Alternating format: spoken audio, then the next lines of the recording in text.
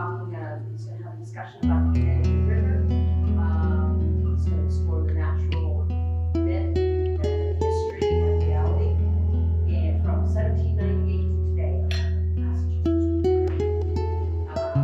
Karl is a writer and journalist, and has been writing about the Connecticut River for over 3 decades, concentrating on the Connecticut River, Massachusetts. And we are pleased to welcome you.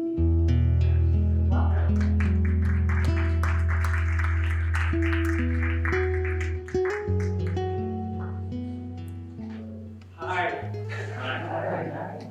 Nice to see all your faces.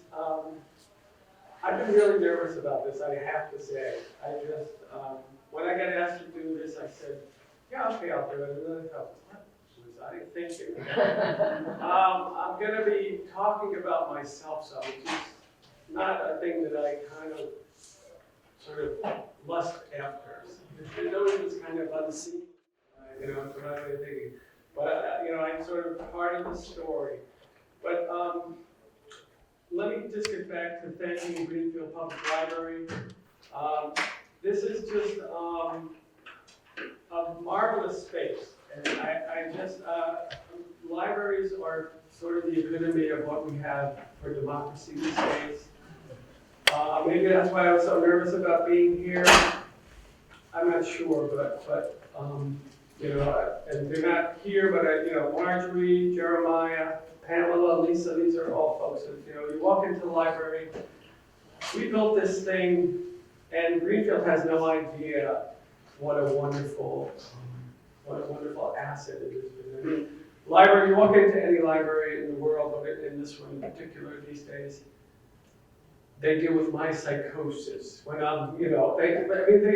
just provide an endless amount of social services, and you can come here and you can get information, and you can figure out fact from fiction, and you can get stuff for your kids, and if you're just tired, you can come and sit down, and this is just a magnificent place, and I spend a lot of time here, and I'm grateful for the honor to be speaking to you from here. Couple of other things I wanted to say. I do want to mention my friends Mitch and Joan, who are sitting sort of dead center in the room here, who plastered my kisser all over town. And they're going in, and it's sort of like, oh, well. But anyway, it's just wonderful to see friends and have friends like you all here. And so thank you for showing up. I'm going to try to remember to try to be a little funny and personable, but this is sort of serious business for me. I've been at this for a long time. This is all about the Connecticut River. Most of you know me. But I mean, I've been going through all the stuff. This is a report on the Enfield Dam in defense of a free-flowing river by Karl Meyer, prepared for the Connecticut River Watershed Council, Chicopee River Watershed Council, Westfield River Watershed Association, Pioneer Valley Tribe Limited, July 1994. That's 30 years ago. So there are going to be little sort of vignettes. I brought a bunch of stuff to make me feel more at home. I literally woke up about 3 nights ago, and I was reaching for my head because I thought they were like bolts coming out of my head, because that's how much information that I was like, how much can I tell these people? All right, so I better just dive in here, because otherwise we're going to all be in trouble. This is my 9th grade science project. Okay, you know that. You now have a copy. There are 2. You'll have to match them up at some point. You don't have to do this now, but I just want you to. This is where we're going to end up. This is a river that flows backwards. Curtis Falls Dam is somewhere down here. This is a river that's being pulled backward all the way through here, attaches over to here, and the Northfield Mountain Pump Storage Station is up here, pulling it backwards at 15,000 cubic feet per second. And so this is what my story has been in all my writing as a journalist, and I am very proud to be standing here as a journalist and speaking to you. I've basically been writing the same story for the last 20 years. The river is broken, the river is broken, the river is broken. And I cannot emphasize this enough. I know way too much about it. I worked, I was on the safety committee in the plant. I worked up there for about 7 years. I was in the recreation center, but I was on the safety committee for a year up in the plant. I also did a couple stints with the Connecticut River Watershed Council, but this is what I have been doing for all this time. And we all, I think everybody in this room knows that Northfield is on the verge of being relicensed for another 50 years, which I think is the most horrendous and criminal thing that could ever happen to the Connecticut River. If you leave with anything, my friend Jim said, you know, you're going to have a timeline. That's page 1. But this machine literally reverses miles of the Connecticut River at times, right? It sucks up water at 15,000 cubic feet per second. Stops the river dead in its tracks at the lower end of this entire 400-mile ecosystem and sucks it back 4 miles at times during the night so you don't see it. But when we had the first meeting for this relicensing in 2012, 12 years ago, the first question I had for my old boss was, you know, I'm sitting there, journalist, you know, sort of being obnoxious up front. I heard from a fisheries biologist. He told me this story about you being about fishing with this kid under the French King Bridge, and all of a sudden, his boat was moving upstream. He goes at a pretty good clip. This is what I got from Dr. Boyd Kennard, who some of you may have heard of, sturgeon expert and a lot of stuff. And John Howard, who you've seen in the paper recently, by the way, his very diplomatic reply was, Carl, when we pump, we pull from all directions. So it never gets. Today, you know, through hundreds of thousands of pages of testimony and studies, and I've been there through this from the very get-go. We're now going into our 13th year, I suppose, soon. It never came out until, I think the schematics of this came out around 2015, maybe, how many years ago is that? 9 years ago? 3 miles at minimum, right? And you're gonna look at this later, but that's a little boat, you know, so they took an aerial photo. But this is not the end of where those arrows go this way. They just had to do 5 kilometers. And I've mentioned this before, but we all kind of love that picture of the French King Gorge and the big boat with the wake coming behind it. And if I never see that photo again, what we should have is a picture of the prow of that boat leading a wake heading backwards to Northfield Mountain. This is a machine that literally stops an ecosystem in its tracks, kills everything that goes into it, sucks in everything for miles, wastes 34% more energy than it's ever going to return, okay? So let me give you an idea of what 15,000 cubic feet per second, let's say that's a cubic foot, right? That's what picture 7 or 8 modest, say 1970s, 60s homes, 3-bedroom homes. Picture 7 or 8 of those going up into Northfield per second for hours at a time, okay? That's what it does. There is no expectation of survival for anything from a fish egg and larvae to juvenile fish. There are 24 species of fish at least, and that's a minimum. It's probably more like 30 species that are subject to this, especially during the months, spawning months. By the way, did anybody notice the shad bushes out? The beautiful little white sprays out there, so the shad are in the river. People love to hear about the sugar sturgeon. They're probably up at the rock dam, if you know where that is. And the rock dam will get pillaged of its water because they want to hold more water back for Northfield so that they can divert a second peak flow down into the canal. So they will, once again, our only federally endangered species on the Connecticut River will probably get skunked out of their spawning once again. I want to just quickly thank a few people, and if I'm really boring you, just get up and take a walk. This is a lot, but you have to sort of honor the people that came before you, and I just, people that sort of shaped me. So I'm just a kid that grew up on a short tidal river, the Hackensack River in New Jersey. On the border between Teaneck and Magona with Hackensack right across the river, just a really foul river back in the day, probably doing so much better, but that's, and I remember one of the things that shaped me, I would have to say, was maybe when I was 6 or 7, taking a walk with my father, kind of ne'er do well father, big family, he took off, but down to the river with his uncle, and I remember them talking about swimming in the Hackensack River. Mm. And my jaw dropped. Mm. And I said, "You swam?" And they just said, "Yeah." And I got angry. I just, you look up to your parents and you think, how did you let this happen?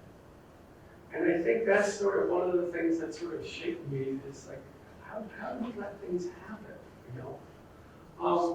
And to me, just quickly, Northfield is a monument to waste.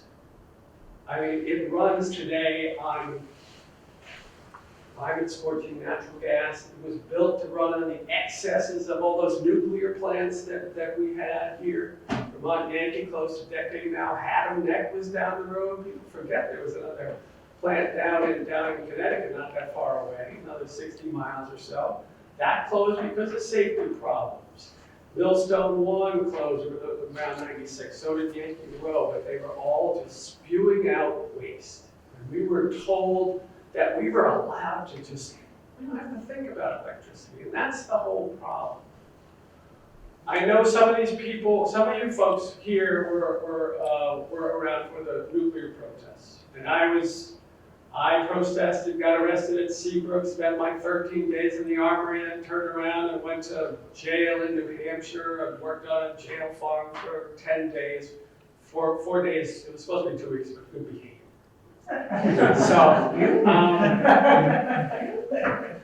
But one of the things I remember about being at Seabrook in '77, and I think it was in June, but it could have been the next year, Dr. Barry Commoner came and talked to us, and this is when there were thousands of people camped out on Seabrook Station with one reactor sort of being built and the other one, the pad for. And he said something that shaped my life in a big way.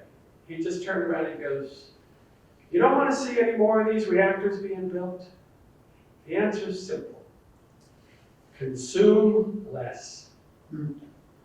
And that's where we are. We just take for granted this fire hose of endless energy. We're bringing our kids up to think that they can enter data and do video games, and that's a career, and we don't do anything to support our lives. We have all this other outside stuff. We're never, our cars, start, they're warmed up before we move in. Air conditioning, I mean, I don't do some of this stuff. I haven't flown in 30 years. I'm a little bit nutty, as most people here, I'm a little bit, this has become, it's an obsession, let's face it. The river, it just sort of meant a lot to me when I first found it, when I was about 20. My brother-in-law moved up here, and I fell in love with what was at that time, this is mid-'70s or early mid-'70s, but was still the best landscape sewer in the country, it used to be called. But beautiful, right? Well, at this point, I would tell you that we have the best landscape electric toilet in 20 miles of the river between Turner's Falls Dam and Birmingham. I mean, that's basically how Northfield operates. It will never produce a single watt of its own energy. It will forever use 34% more energy than it ever puts out. They love to tell you that we can put out enough energy for 1 million homes. They don't tell you how many hours, for several hours. They don't tell you how many appliances you can run or anything. But they never, until I found out it was 34%, I always used to use 25%. So they don't tell you that we've already used up the energy, up the river backwards, kill everything going up, and then they're going to sell you back 34% less of that energy at the highest possible price. And it's not just coming to us. This thing that is Northfield is really just an excuse, right? This is all about money.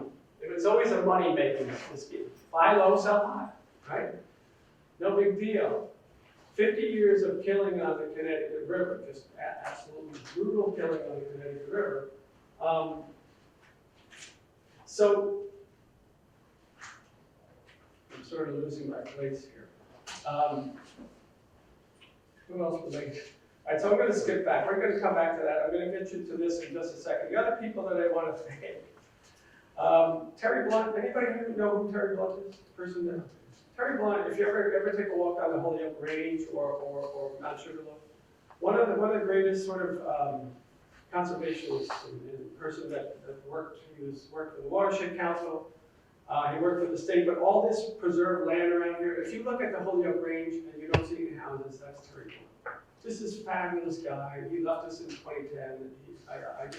I did some work for him. I did practicum with him. I think people should recognize him. If people want to talk about the Nullity Project, Terry Blunt is the person that stepped in from the state and made that project and helped the state purchase that land. And he's always forgotten in these discussions about Novika and Mrs. Tinawag up here in Turner's Falls. Another person we'll get to is Dr. Boyd Kennard. We met undercover while I was still working for Northeast Utilities, and he was still working for the U.S. Geological Survey Conte Lab. And my first question to him was, what's going on with the Connecticut River? Is the restoration being run on its head? Is it Northfield? And he just paused and had this big grin. And for about 10 years, we would just talk. Boyd is just this brilliant man. He wrote Life History of the Connecticut River, short on sturgeon, and we'll get into that a little bit if I have time. I don't even want to do it with time. Another person, Dr. Catherine Carlson. I've never met, only talked to on the phone, but she had the guts, in 1992, UMass Archaeology, to write a paper called The History and Prehistory of the Atlantic Salmon in New England. Because we spent almost half a century trying to make the Connecticut River say salmon, when salmon had been gone on the Connecticut River since 1809, and we redirected all these millions of dollars, made all these hatcheries, and she saw that it was wrong, because the climate had already changed. There was a climatic year that the cold water current came down. Salmon had only been here for about 400 years. Anybody ever hear the Little Ice Age? 1400 to about 850, happened in Northern Europe. You can find it here. It's in the history books when there were records kept. Basically, salmon are a cold water species, right? The Connecticut River is the southernmost river that salmon ever colonized, very briefly, right? But they made all this big deal, and we chased salmon, and we chased it with our dollars to the detriment of the Connecticut River. I'm almost done here with people. Elise Feely, another library connection, Forbes Library, wonderful library. It's where I did my graduate work. Something called the Sylvester Judd manuscript. And I got to sit with this guy who was the editor of the Gazette from 1822 to 34. And then he just went on walks. He was this brilliant guy. And he would walk 20 miles down to South Hadley Falls, and he'd walk up. He just walked through the landscape, learned everything, animals, plants, fish, recorded everything. You could watch the last old-growth forest sort of get down. He would visit the lumber yards and measure lumber. You could just watch the chestnut trees get smaller and smaller. Tom. So anyway, Elise Feely sent me to that, and that's where I did my graduate work. And that's really, it was involved with the Connecticut River landscape, and part of it was about South Hadley Falls. I know this is probably getting you guys a little bit. The other people, Seabrook, I was in jail with Francis Crowe. There's a life-changing experience. You just kind of jump in. I had come up to UMass in the following spring, got arrested, spent 13 days in with Francis Crowe and Rennie Cushing, another person, I don't know folks know him, this is all about Seabrook. This is about trying to hold on to your landscape, trying to just save what we're entitled to and a future for kids. So these are people that influenced me, and then I told you the Barry Calendar story, which is really sort of relevant. All right. The worst we can do is you're going to end up with this history and timeline on the Connecticut River. So these are sort of my salient points about what happened on the Connecticut River. The first dam was built on the Connecticut around at Turner's Falls, right? The first dam that completely blocked the river was built at Turner's Falls. 1796, 1795, it's unclear. I have 1798. The canal boats were starting to come up, and by 1802 we were moving canal boats through here. But if you ever go down to the South Hadley Falls, you know where the fish ladder is? Anybody know where Holyoke Gas Electric is? You have to go down there someday. Well, there was a canal built there just a couple years earlier, the first transportation canal they say in the country, right? So they were trying to get, right? We had pulled down the forest, we conquered the landscape. We changed it from being a Kumtuck and Longwoodtuck and Abenaki during King Philip's War. So so everybody's moving upriver. These great big farmhouses that you still see around, and so 30 and 40 cord of wood to keep these things in the summer. There was no woods left, right? So you had to keep going upriver. So they went upriver for timber, so basically it was more conquest, right? So Turner's Falls Dam was the first dam to ever block the entire Connecticut River. And that ended fish runs here. That ended fish runs that had existed for time immemorial. American shad, key fish, the fish that was sort of the staple of everybody. Blueback herring came up here as far as, they say, I think, Bellows Falls. Sea lamprey. And yes, there were salmon, right? Everybody loved the idea of salmon. It's just such a romantic idea. But if you read the histories going upstream, there are histories that are recorded, after the dam was built. Somebody go and talk to these old guys in Keenan. Yeah, there were salmon, but shad were always way more prolific, right? So you read all these things, that a single sweep of the net, 1,200 American shad, right? Maybe 40 salmon. But salmon were prized. They were big, fish, 8, 10 pounds. They were big. But shad was a fish that fatigued everybody, right? Forever, from native peoples right on down through the European sort of spreading through the conquest of the landscape. So it only took about 9 years, but that was the end of the Atlantic salmon on the Connecticut River. Catherine Carlson, I hope to have a copy of her thesis. I had ordered it through Interlibrary Loan, but it was eye-opening. She was in UMass archaeology, and she just went through all these archaeological, and there were shad all over the place, and salmon bones they could almost not find. And there were not rituals that you would find in native cultures that were so imprinted on salmon. They just didn't develop here because salmon were a recent development. But the problem was we were building dams at the same time this cold water year was sort of letting go and moving back up north. So the salmon, at the same time all the dams were being built, the rivers were full of muck. We cut down the trees that were shading the streams where they would spawn in anyway, and the climate was already changing. So salmon were gone on the Connecticut River by 1809, and just below 1790, I have that sort of the roll call of the dams. Bellows Falls Dam went up in 1802. Again, this was transportation upstream, so you could get, I suppose booze, but sugar and grains up to these developing towns, and then wood products would come down, and then of course there'd be the huge log drives. The Enfield Dam was built down in Connecticut, also 1827, but it wasn't a big impediment on the river. It was called the Wing Dam. It just moved water over towards the canal that was built down. But the big deal that happened after Turner's Falls has been forever the death stop for the ecosystem on the Connecticut. The dam The dam that sort of came after that was Holyoke built a dam in 1848. First time around, it washed out, right? They built this dam because they wanted to build, again, one of these new cities like Turner's. It was going to be the big manufacturing city. The money comes from Boston. So they built a dam, and there's some famous lines about the whole dam is washed away to Little Manson or whatever. There's famous sort of telegram. So they had to rebuild it, but at this point, so I got to see the world through Judd's manuscripts, and I guess I'm going to bounce around a little bit, and I hope I'm making some sense to you all. But Judd, I got to read these beautiful manuscripts in this old handwriting. You couldn't, had to take notes in pencil and bring it home to my brother word processor.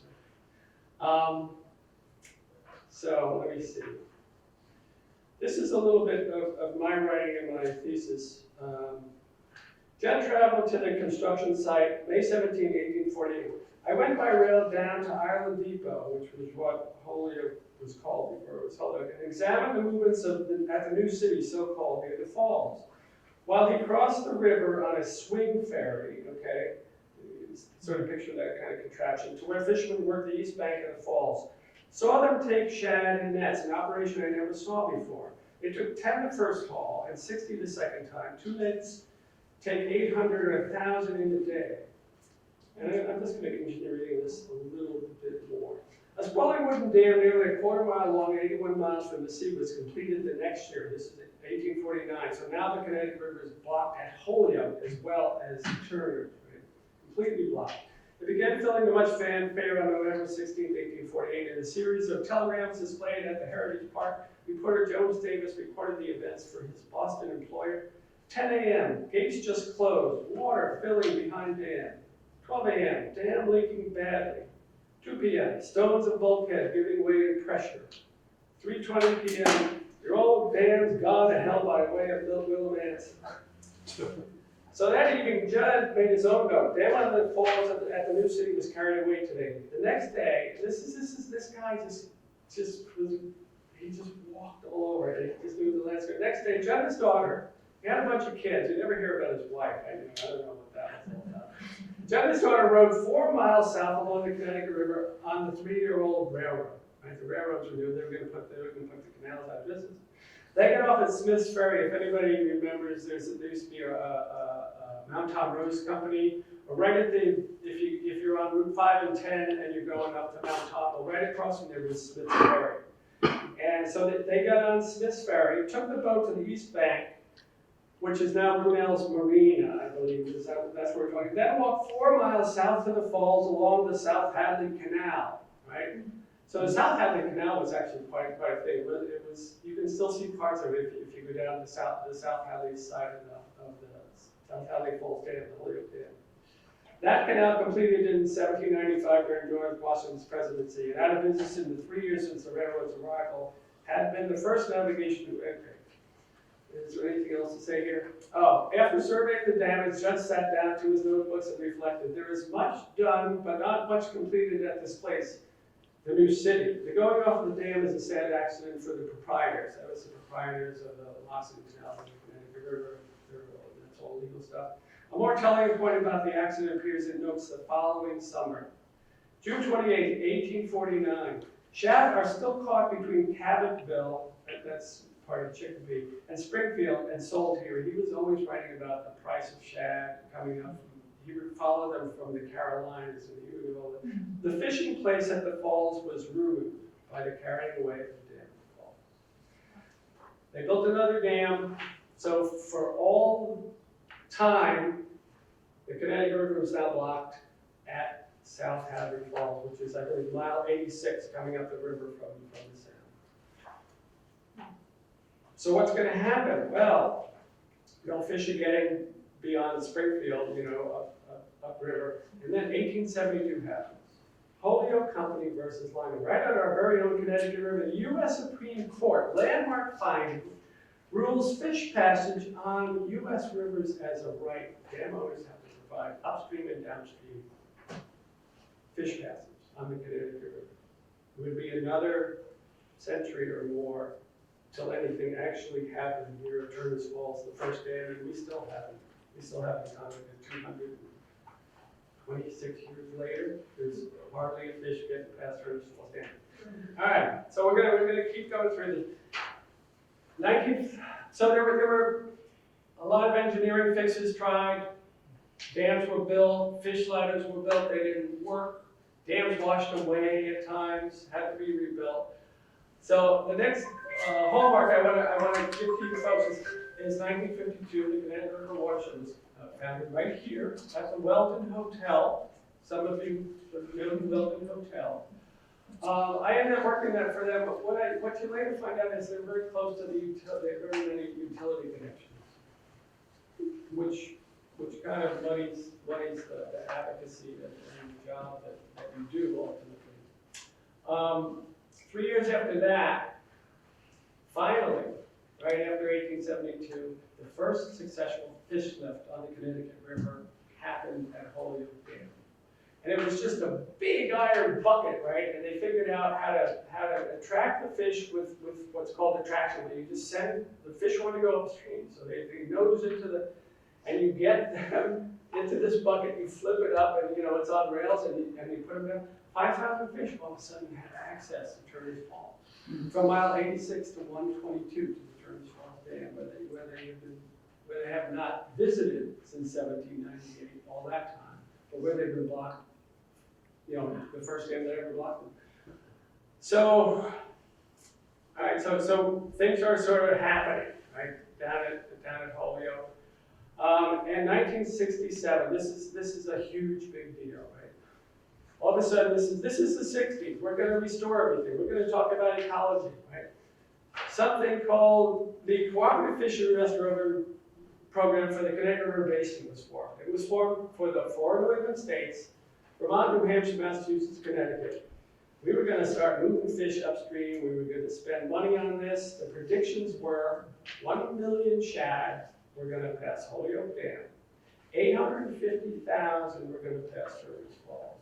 750,000 were going to make it to Vernon, and whatever of those were still in good shape could reach their old sort of the extent of the habitat, which is Bellows Falls Dam. I can't remember how far upriver it was. But then the line underneath it is very weird, right? And there were going to be 38,000 Atlantic hybrid salmon for the river. And they would build, all of a sudden, federal and state hatcheries for short division.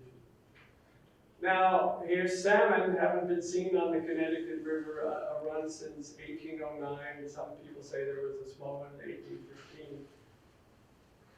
So there is this, right? But the first fish mentioned was a fish that fed everybody every spring down into the distant times. American shad. So what happens, it's like salmon fever struck. These were all, the people making these decisions were sort of the corporate elite, the owners, the judges that sort of had to talk about Holyoke. These are people that could probably, had a fishing camp up in maritime Canada. They could go fly fishing, and everybody, there's this big romance, salmon. So we're going to make them.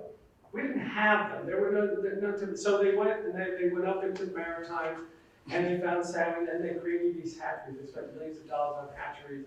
Sunderland still has a hatchery that was salmon hatchery forever. Connecticut, Kensington hatchery, huge one at White River, Vermont on the White River. Let me see, North Attleboro, Massachusetts had a salmon. They spent all this money. Right? We're going to get 38,000 salmon, and so they started doing this almost immediately. This became pretty much an Atlantic salmon obsession, right? And all the energy and all the drama was sort of pushed into this. And I think most of you haven't had salmon this year, have you? By the way, the program just ended. The Connecticut River Atlantic Salmon Commission just ended last October. Right. So thank you, Catherine Carlson, who stepped in 1992 and said, "You don't know what the hell you're doing, and you're only getting a couple hundred fish a year."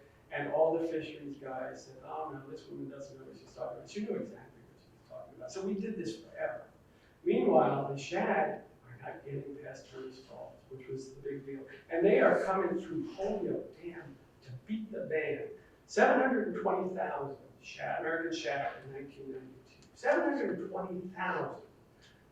Somewhere, a couple, if you just skip down to the 1980s, 632 blueback herring.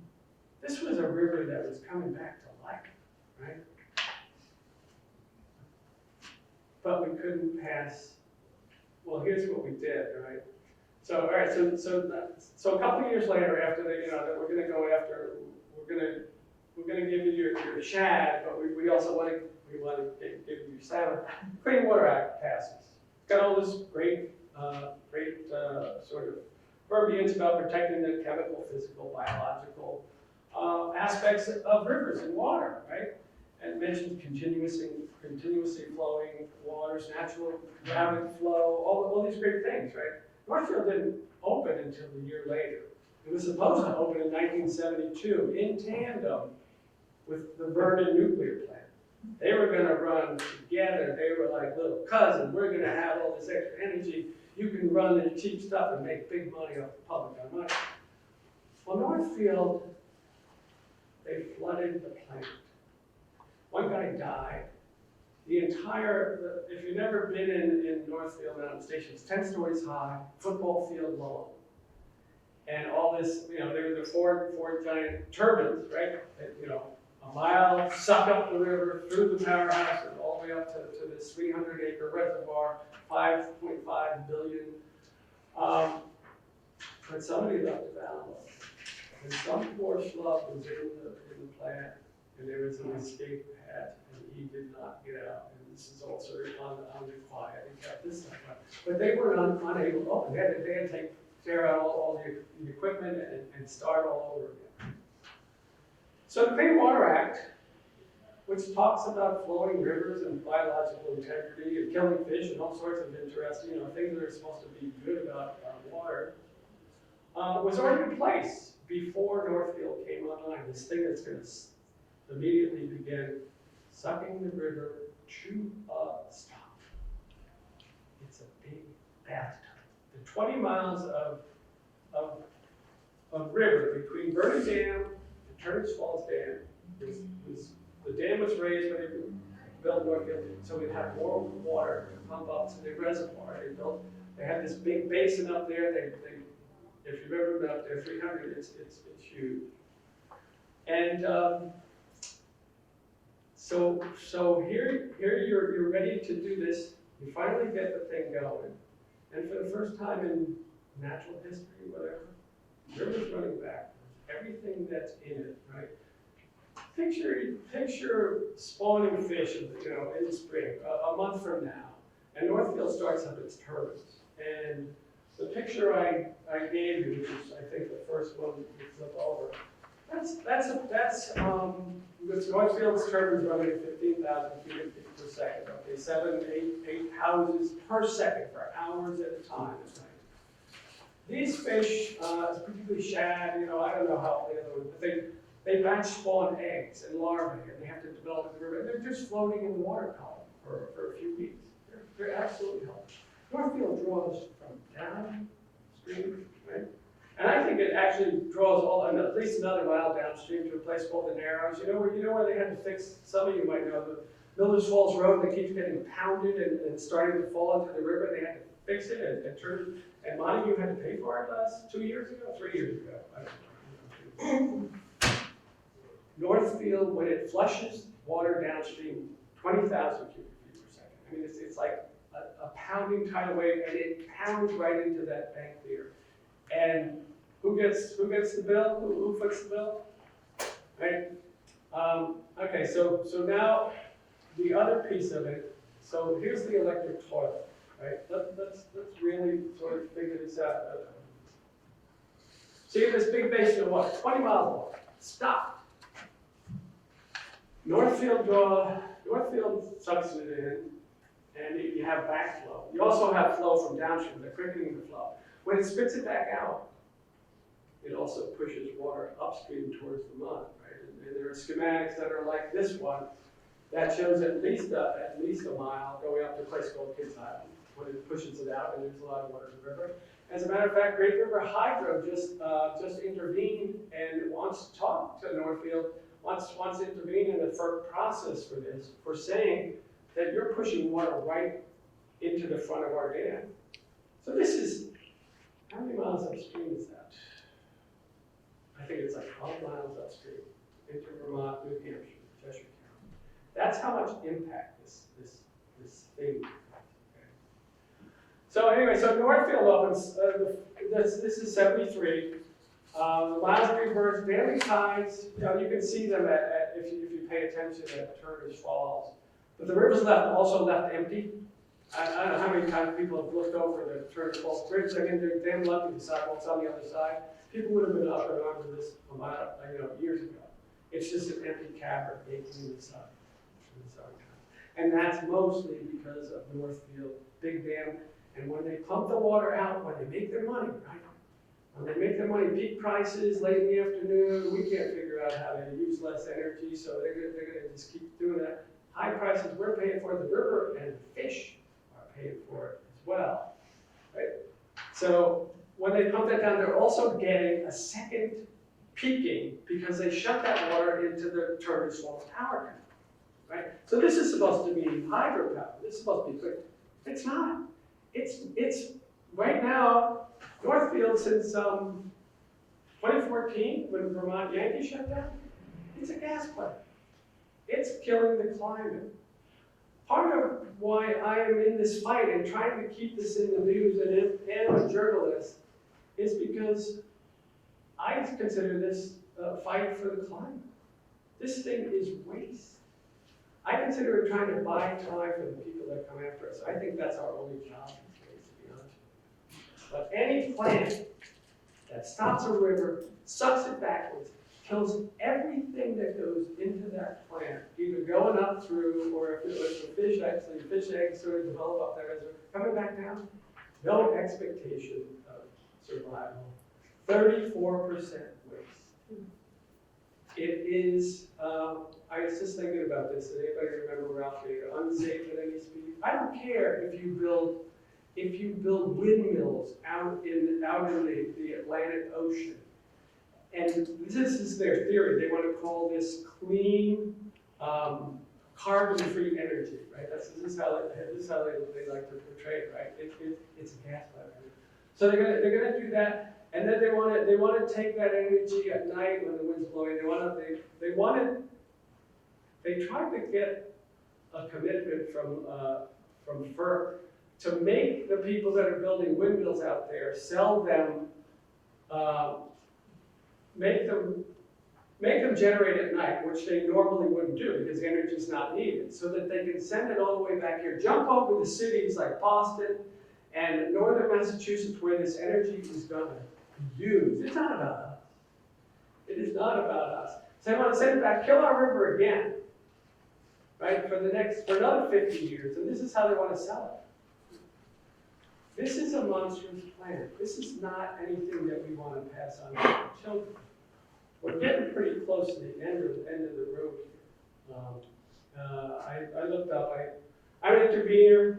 I've been through certainly 100,000. I don't know how many pages and reports. I intervened. I actually got a hearing once in Washington for intervening, but they kind of rolled over. It was on behalf of the Stearns, but this is really more about money. This is really First Light Power is owned by public sector pension investments. I was working at Northfield in 2005 and 06. I left in 06, just before Northeast Utilities, which is today's Eversource, turned those plants over and sold them. We deregulated energy, and they were selling their plants.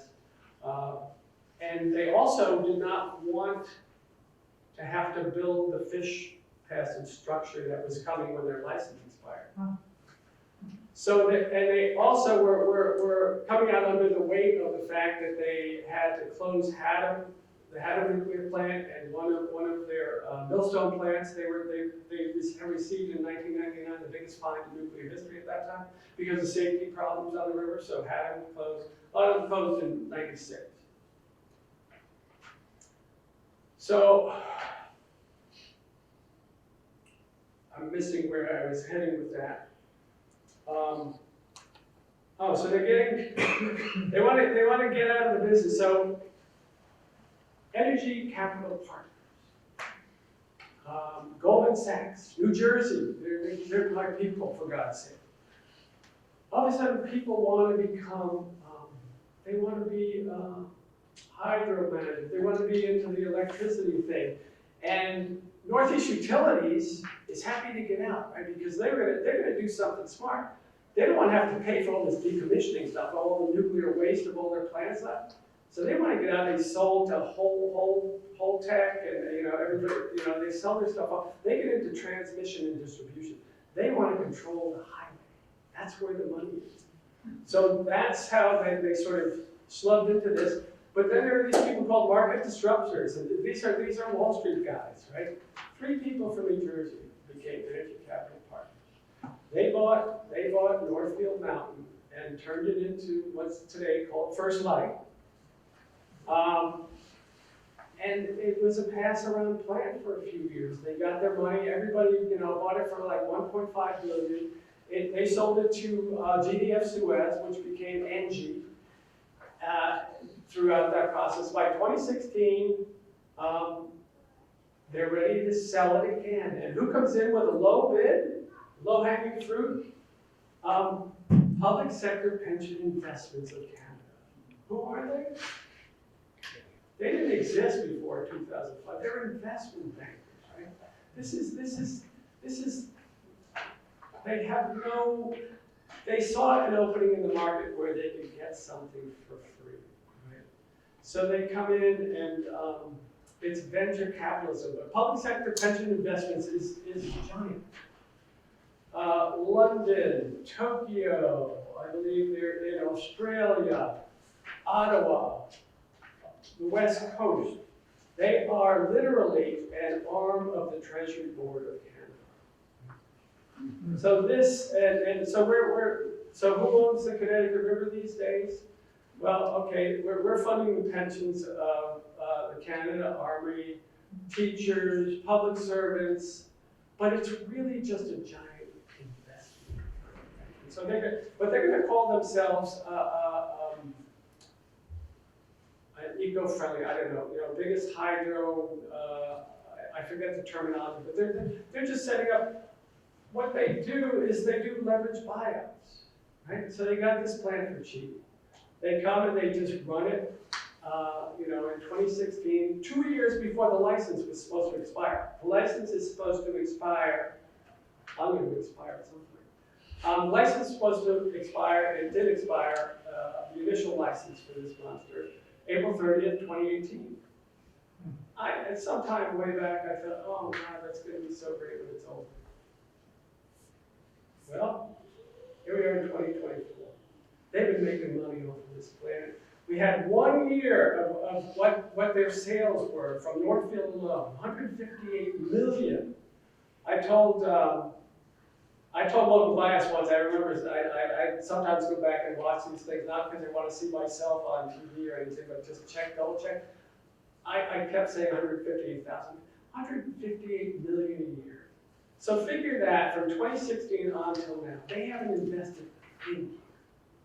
We were supposed to start to have fish passage in 2018. I never wanted to see this thing actually ever run again, right? The problem is nobody ever took it on. I do what I do because I studied it. I learned from some very, very smart people. I love the Connecticut River. Somebody had to tell the story. Somebody had to put it out in the public record. And most of what I have done, as I say, I've been telling you pretty much the same story. The river's broken, it's north of it, for like 20 years now. Because nobody else was going to do it. I haven't made a dime on it in the last, I don't know, working here, that this is all sort of what I can have considered my volunteer work. This is my life work, essentially. But somebody had to tell the story. And look at the state of our newspapers these days and our media. It's all fractured. So I took advantage of it, I must say. And I've been able to sort of keep the confidence of editors so they can print my stuff. But I never ever wanted to have to call up First Light and say, let me have a statement from you. I wanted to say what the hell the truth was. And that's what I've been doing. And it's been an equal opportunity. The Connecticut River Watershed Council, I've worked there twice. The people on their board are consultants that work for the power companies. Their legacy money is power companies. Northeast Utilities people are still on their board from the time. And they also get money from the U.S. Fish and Wildlife Service, so they're not going to step out alone. Right?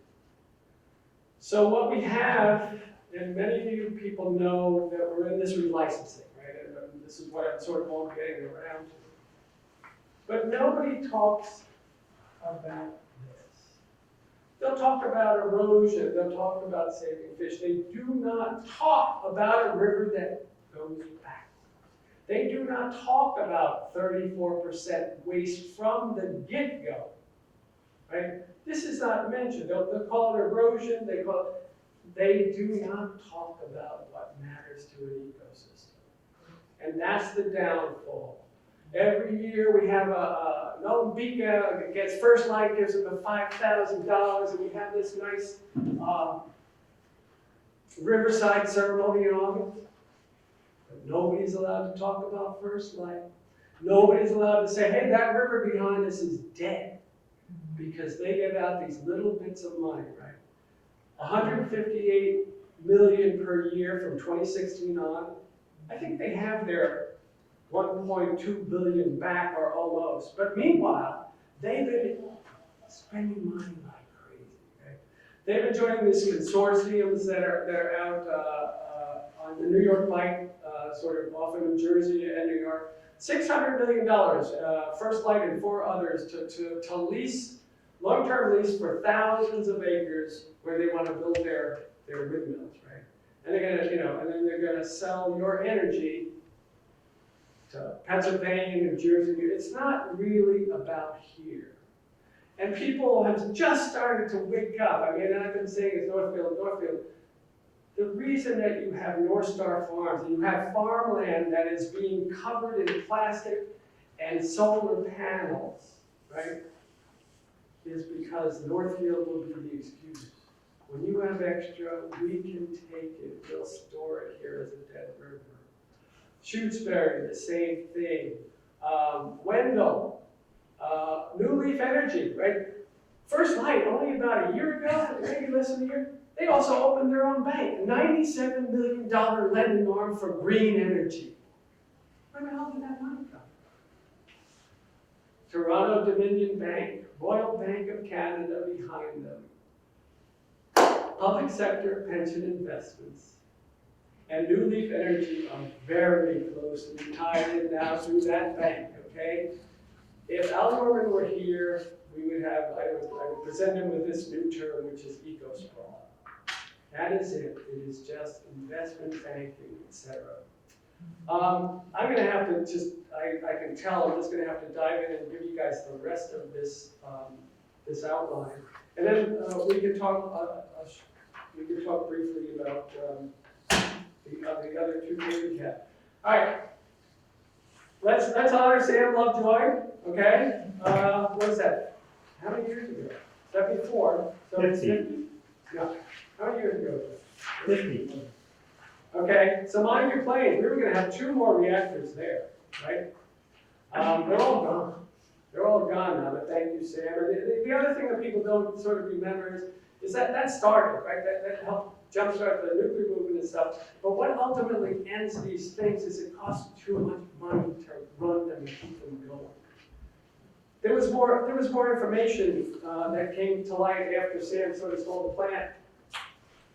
Those plants were going to suck water out of the Connecticut River, were short of sturgeon also.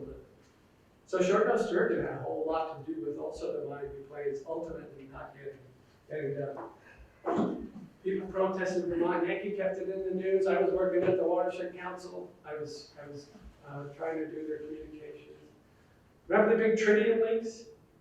I had to go in there and convince them and beg them, you have to make a statement. You have to say, shut the damn thing down. It was like, what don't you get here, right? Ultimately, the thing that killed VY, they had to build not a transmission. It was going to be a $500 million part that had to be plant. So it's about incremental stuff that sort of stopped these. It is money. All right, so we're gonna move on. Okay, the hard shell that the salmon people did at Turner's Falls, right? 1980, after all this time, they built salmon ladders at Turner's Falls. They built 3 ladders. Instead, Holyoke was already passing by 1975. They had passed 100,000 fish in a single season. The next year, 1976, 320,000 fish came up. They decided they were going to build 3 ladders that worked for salmon on the Pacific coast, on the giant Columbia River. They had like 3 or 4 different types of salmon species. This is what they did. They finished them in 1980. They were an immediate disaster. To this day, maybe 5 American shad in 100 get through there. Some years it was like less than 1%. The real ugly piece about this, and let's sort of move down. In 2010, we're going way down to the bottom, right? Fish don't get through, right? And they never had to own it, right? Nobody owned it because this was U.S. Fish and Wildlife Service, National Marine Fisheries, and Massachusetts made this decision. And everybody always talked about salmon, and nobody ever talked about it. I spent years. I killed the salmon program on the Connecticut River because I wanted it out of the way by the time we were going to do this licensing. I wrote hundreds of articles, including. The only fun I ever get to have was how to keep a dead fish alive was in the Worcester papers. The $47,000 fish. This was how much it was costing us to produce 1 salmon for the Connecticut River, and it went up and up, and there were less and less salmon.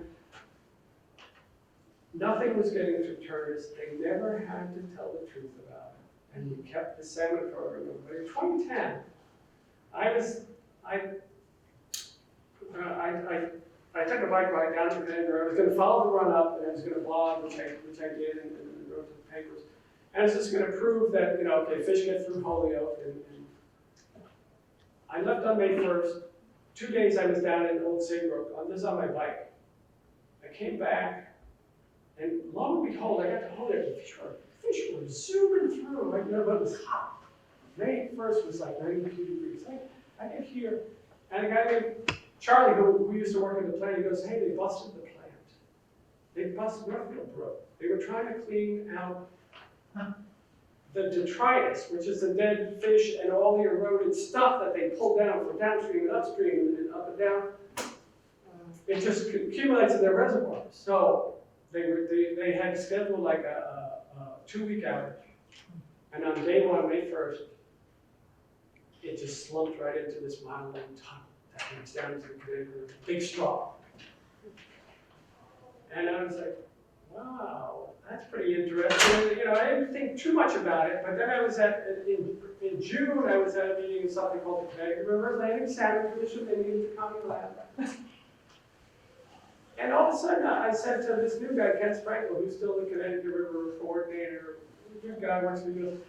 I said, hey, do you notice that we're about 400% ahead of where we were for the last decade on shad passing Turner's Falls Dam? Northfield was off, right? So you don't have surge and suck. And they're also trying to hide the fact that it's broken, right? So they keep the river level high. You couldn't even see the Friends King Rock that year. The river was just full of mud. And what they started to do was just go up, scoop the stuff up. For 40 to 50 dump truck loads a day, they were surreptitiously driving down the hill and dumping directly into the river. And so this is June, and I'm asking Ken, I said, did you do anything about this? Did you notice this? He goes, no, we didn't look at that. And there's this guy, Bob, who's a power company guy. He's like Madame Defarge. He's never not there for these meetings. And I was beside myself, which I usually was at these meetings. So I'm walking down the canal from the county ladder, and he gives me this big smile.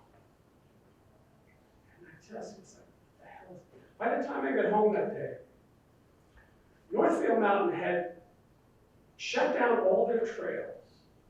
They had moved the riverboat from the launch site at Riverview, where it goes, and moved it down to Barton Cove. They closed all their trails because they were hiding from the And they made this announcement. Of course, I had worked there, so I was like, oh, they're still closed. I didn't have any idea that the thing was still offline. So I knew how to get around in those woods without passing their little tape. Took a picture, empty reservoir.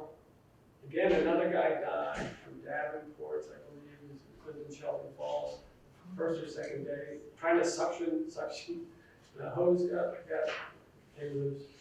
They did this and I was still working at the Watershed Council at the time, I'm telling them they're doing just about nothing. They did this,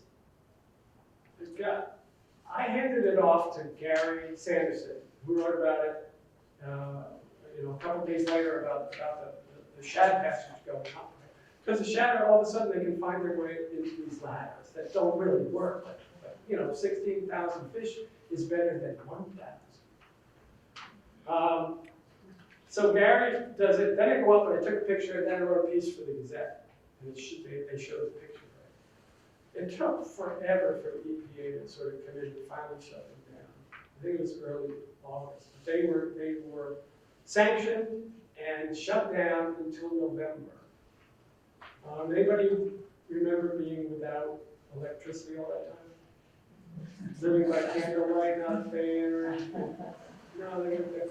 By the way, did anybody, from the first day of fall this year until the last day of January this year, did you all live by candlelight?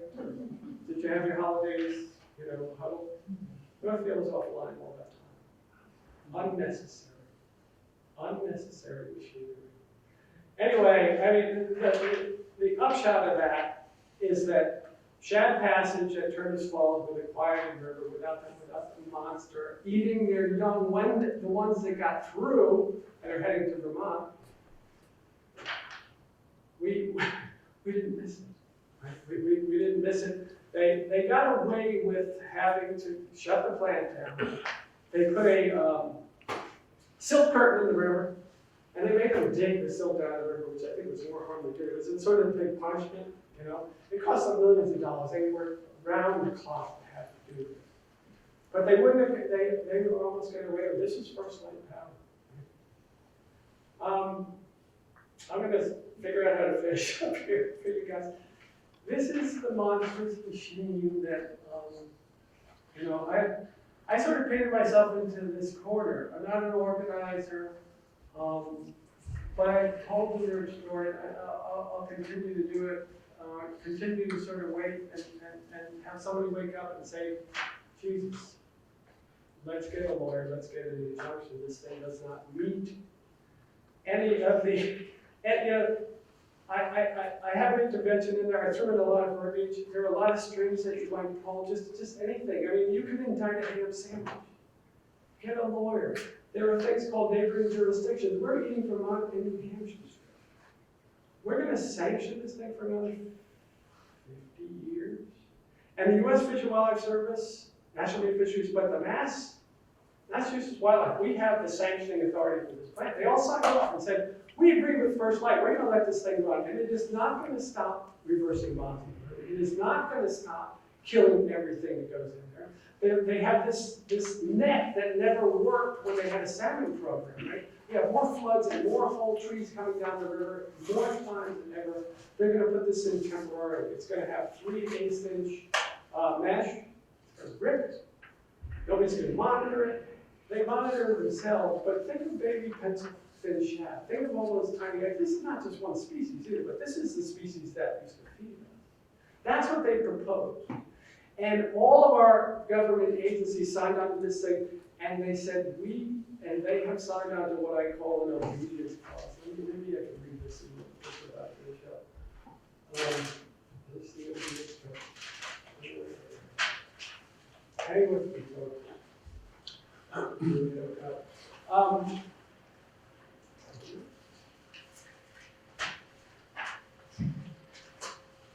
First light grim obedience clause. You have to. This is fantastic. This is what you call what's the term? Corporate capture, regulatory capture. You know, when the corporations run the river. And the Connecticut River, by the way, is now run from just at the border with Canada by Hydro-Quebec. All those main dams, all the way down to Vernon Dam. And then the big money, the big cash cow, Brookfield, is First Light Canada. So basically, the French-Canadian Wars have been reversed. I mean, we might as well call this the French-Canadian War. I mean, they control the money and the dams and the flow. All right, so this is what nobody had ever heard this before. They threw in their cards, and this is what they signed up for. They signed their names to. Upon notification by First Light of the need thereof, the other parties shall provide written communications, or orally in the event written communication is impossible to obtain due to reasons outside the party's control, of supporting any administrative approval process that may be required for implementation of this settlement agreement, related articles of the new project licenses, subject to available party resources and regular party authority. And this is what I wrote. What do their agency signatures require? When First Light says bark, you bark. When they say speak, you speak. When First Light says beg, you ask when and how and start lobbying for whatever corporate says go. They have committed themselves to 50 years more of this destruction. We're nearing the end of this. I don't know if anybody saw this. John Howard, my old boss, the guy that I asked 12 years ago whether the river runs backward or not. More public input saw a new phase of First Light licensing. Well, I think this is a victory lap for First Light. I think that's what it represents. And this could be my consolation loser route. I don't know. I will probably, I think I mentioned this, but 42 times I put in interjections or study things or opposition. I've just been in this process the whole time. Anyway, what happened after they signed this thing called Ready for Environmental Assessment? There's like a 60-day period where public gets to comment, right? But in the meantime, First Light requested a meeting, a private meeting with DEP. And it happened, I believe, in the last month or so, right? Because I get all this FERC information. So they have met privately with DEP and probably got the nod, oh, don't worry about that. Because this is Boston policy, right? This goes back to the Patrick administration. This goes back to, who was our Amherst? State Rosenberg, they all visited Canada. When you look at the grid, all sorts of interaction, Hydro, Quebec, we're getting all sorts of power from Canada. As a matter of fact, Eversource is making main host power lines that are coming down from northern Canada for Massachusetts. We're paying for that, right? So what I think this is they think they have this thing all sewn up. Right? I have a call and I heard that from communications director of DEP. I want some information about the meeting, who's there, what questions I have. But unless something drastic does happen, this doesn't make it into the program.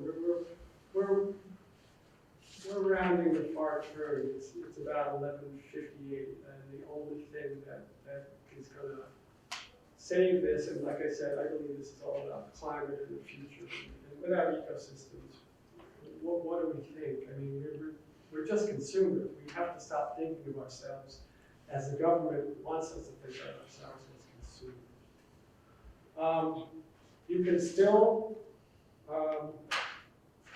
They just extended the comment period. If you still want to do some commenting, you can go to FERC.gov and file an e-comment on the right side. You can look down and do e-comment. You need to use 2485. But really, our courtroom is pretty much what would be required for a neighboring jurisdiction or an intervention. I'm an intervener. I just don't have a lawyer and I don't have any money. But I'll be at this till the last dog dies because I painted myself into this crazy corner where I'm sitting here trying to entertain you guys for all this time. So let's get to these last 2 pages of stuff that I handed out to you.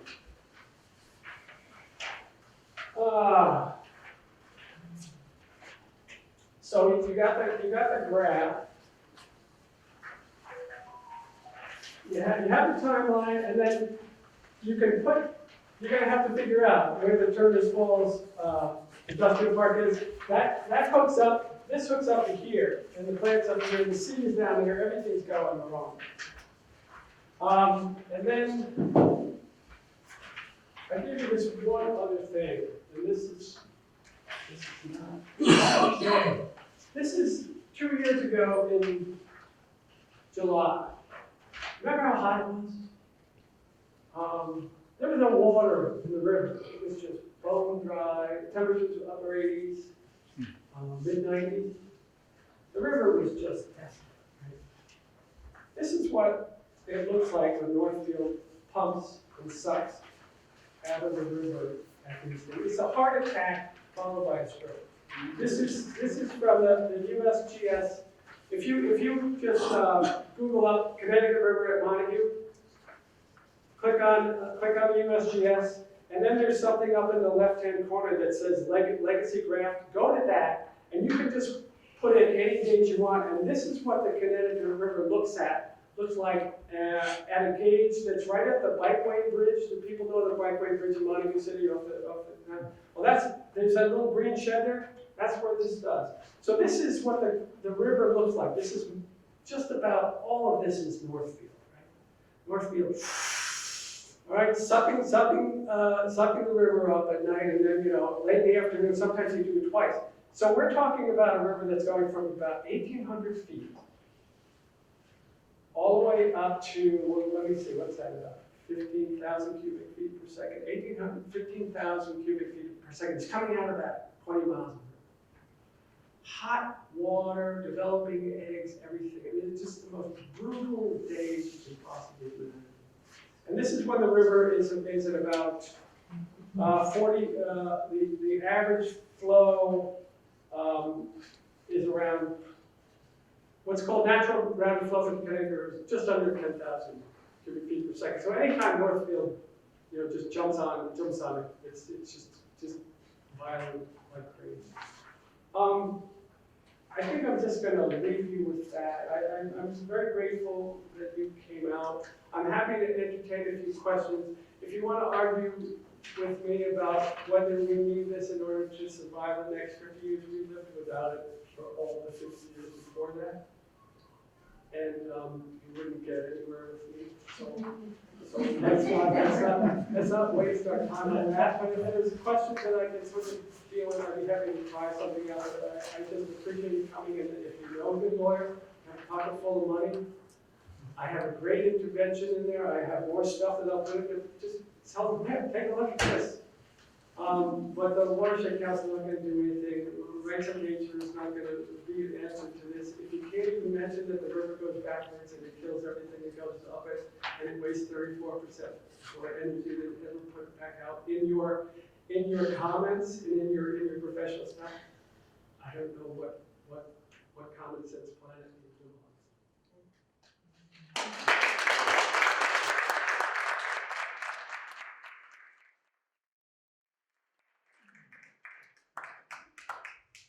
And be kind. This takes a lot out of me. I have a question. Let's say the agreement goes forward. Let's assume that happens. But I think 50 years is way too long at the rate of change that everything is happening. That seems way too long, especially since the dams are already built. It's not like you're sinking a lot of capital in.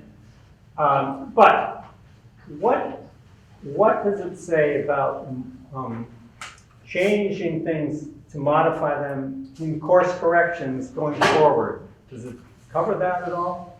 This agreement? I think 2018, April 30th was about the last time that I would sort of entertain these ideas when the license expired. Yeah. We don't need this anymore. I mean, we live these outside lives. You know, you go to the grocery store and you have a machine that's going to check you out. People are disappearing, right? Every keystroke is just a new bit of electricity. You know, somebody used to use the term "death by a million cuts." It's like we haven't even stopped. It's like death by a trillion. We've never stopped consuming electricity. I remember Dick Gregory followed Barry Commoner at Seabrook, and he said, "Yeah, if you don't want these damn things, we'll go to bed when it gets dark." I mean, we have no sense of the way we live. And we're gonna build these plants so that we can run 3 and 4 ton vehicles, so that we can do our 30-pound grocery trips and sit and get coffee at the takeout window. We owe our kids a whole lot more. We owe them some honesty. I don't think anything's going to change until we stop thinking of ourselves as consumers, because we have the power. But we were taught, we have this great idea of ourselves. We have individual freedom. We don't exercise. We get pulled around like. ISO New England loves this plan because one time, 2002, its big juice was able to reconnect the grid, the power grid that went down for a few hours, and help reconnect it because it could put out a lot of energy that would connect the plants up to Ohio, right? It smoothed out that thing. So it's gotten a free ride all this time, and it's a big money maker. But like I said, from the last day of summer through January, did you miss it? Okay, and we saved all that natural gas, at 34%, all that debt. I don't know if I didn't answer your question. Not directly, but I hear the point you keep making. I'm with you on that. I'm just thinking one way is to mitigate the damage of things by changing it as you go forward, and maybe at some point it runs into economics and it gets shut down entirely. But I was just asking if there's any mechanism in there to modify it as we go forward. That's all. The interesting thing, there's still a valve up at Northfield Mountain. Terry Blunt was one of the people that fought against, remember the Quabbin valve? We were going to take the Canadian River. Yeah. Give that water out to Boston, where all their big Well, Quabbin Reservoir is still fed by the Connecticut River. Quabbin, the Swift River would flow into the Chicopee, which flows into the Connecticut. And if Boston wants all this energy, maybe they should just give us that water back, and we could fill the reservoir with the water we're already sending to Boston, you know, for their drinking water. If they want to have the energy, they can't have it both ways, right? So yeah, we'll take the water back. You can fill the reservoir. The other thing about it, and the other thing, there was this whole thing where, from day one, we'll just build you could have an enclosed system. Somebody's gonna do some geology, and we'll just build another 300-acre reservoir. How many billions of dollars? I mean, how much time that would take? Who's gonna do the engineering? Who's gonna pay the money? Who's gonna make it? Was never, ever gonna happen. What are the other ideas? I mean, it's just an absurd. It's a world turned upside down. Yeah. Mr. Smethers. Well, Carl, weren't you suggesting before that if you could get some lawyers on the case, if you get a case, I mean, that these, licensed or not, they're not allowed theoretically to violate the Clean Water Act. There's a whole number of laws, and that could actually make a difference whether or not this thing is signed. That's it really has been my point. I mean, if the 72-year-old Watershed Council has never called for an injunction, when I left there, when I walked out the door, I told you I worked there, 2010. They knew the water quality certificate was no good, that they were in violation of it. You get an injunction then. You don't wait until everybody has signed off on the license and then say, we're gonna have a robust DEP thing. John Howard already knows, they already had that conversation with DEP. They got a wink and a nod, I'm pretty sure. So something drastic has gotta happen, sort of say, but what this means is this year, we're not gonna have any new water put in the river, and all the money they're gonna spend, right, they're making 159 mil, all the money they're gonna spend is backdated. We're not gonna get a fish lift now until 2035, when we should have had one in 1980. When Passage at Turtles Falls. Enjoyed the day because I'm sure I have not brought, but thanks for listening to a crazy person go. Pam, maybe not.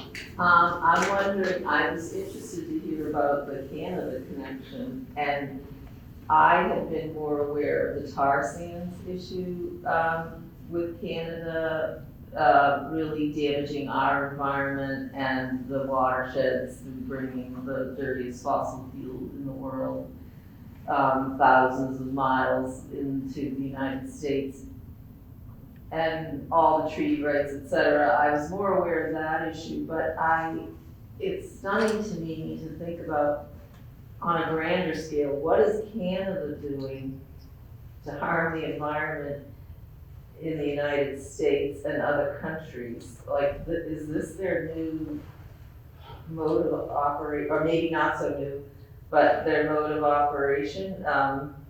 This is the corporations are people. Here this is the free market. This is the LLC, limited liability corporations. The money goes first light. They came in 2016. By 2018, they broke up. This license was supposed to be a combined license, Turtles Falls and Northfield, right? This is what they applied for. It's going to be run in concert with each other. I got to intervene because they screwed the short and sturgeon downstream. But anyway, they turned around on the day that the government was shutting down on 2018, which is like December 20th. They turned around and they broke up the company. Right? They had started this whole process. We were nearing the very end of the process. Right? The license was going to expire, and they broke the company up into 3 different LLCs. Re-registered them in Delaware, right? They ultimately clawed back, I think, $800,000 in taxes from money that Northeast Utilities used to pay. That sweet Northeast Utilities Eversource. And that's their motto. Public sector pensions. We pay the minimum amount of taxes, but they took all this money. It goes down. It gets sort of washed. That you wash the money, and then it gets sent up to Canada. It basically. Most of the reservoir is in Irving. How many people live in Irving? 18 people live in Irving, but they're all millionaires now because they get a great tax deal out of this, right? But then you starve towns like Montague, Gill, and Turtles Falls because the other equipment down here they just walked away, and they've been buying up a lot of hydro plants in Pennsylvania, Ontario, along with this New York Bight, all this other, and they rebrand them like it's something new. This is all our new carbon-free, clean energy, right? And it's just Wall Street rebranding, right? It's just leveraged buyouts. Northfield has changed. It started out as Northeast Utilities, then it was Northeast Generation Services. Then it became Energy Capital Partners quickly, then First Light. Then GDF Suez owned First Light, it's just a brand, and the other piece that I sort of, hope against is I don't think we're going to find our way out of things until we re-regulate energy. When deregulation here happened, all of a sudden Northfield started operating on its own, and for a whole decade, Chad Passage at Turtles Falls because Northfield was just jamming the money machine. Went down to like 1,000, 1,500 fish, where would normally be about 10,000, 12,000. All right, Pam, I don't know if I answered you, did I answer your question? Well, Most of you the- can't answer it really. Most of the gas, It's most of a the very gas big we question. get is coming from, I believe, western Pennsylvania through New York State here, but also we get gas up through Everett. I mean, it's these big old tankers, you know. And our local reps can't do anything, even if they wanted to, or, They're on board.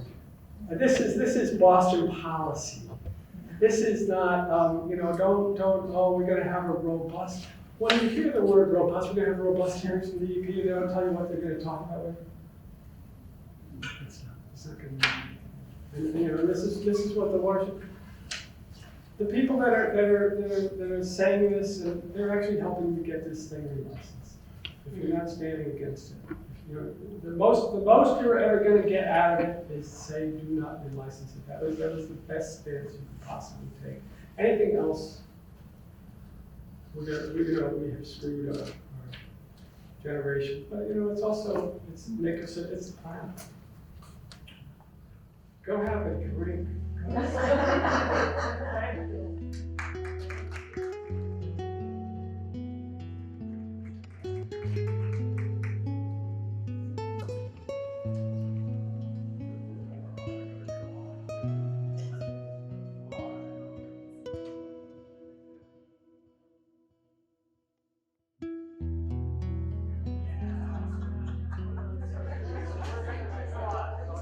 Of course.